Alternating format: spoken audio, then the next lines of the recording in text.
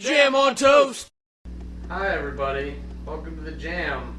I'm Cameron, and today the toast is to Equilibrium. This is a Philip Defranco movie club review.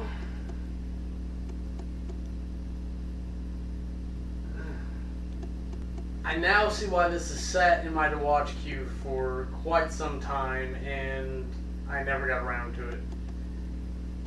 Because it kind of looks interesting, and then the more you look at it, you're like, well, I can watch this instead. Go watch this. It doesn't matter what this is, go watch it. To give it its due course, let's go through the categories. Aesthetics. They actually paid a lot of attention to this, and it's produced really well. It's apparently had a very high budget, and to have Christian Bale in it, that's got to be a fact. There's not any crazy special effects, but they took a lot of care in their practicals and how things looked, and they paid attention to details. So credit where credit's due. Aesthetics gets a 90. Character development. I originally wanted to slash the crap out of this, but when you originally have a character that feels nothing, to have him feel anything is character development, and expanding on that, I considered that, and there's a fair bit of development with the lead character, and if you look here and there, you can see development foreshadowing in other people for him, but it's really just about him. So after all, character development gets a 70. Storyline. This story has so many broken, flawed premises that you know they didn't do any research into anything. There's no follow-up through at all on this. If you follow it at all, then you realize that, like, well, if we don't feel anything, then we wouldn't do anything. We're not motivated. The entire thing falls in on itself. It's ridiculous. With that said, they did have a storyline aside from that, but it's very formulaic. They took the formula and applied it to this weird conceptual world that they created.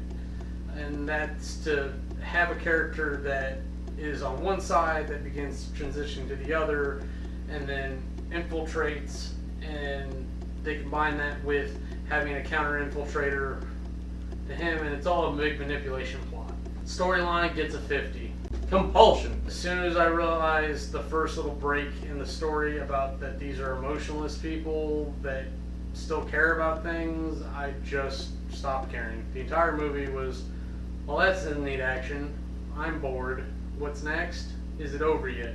When you're continuously checking to see how much longer the movie might have, you're not enjoying it. Go ahead and turn it off unless you're doing something like this. Compulsion gets a 10.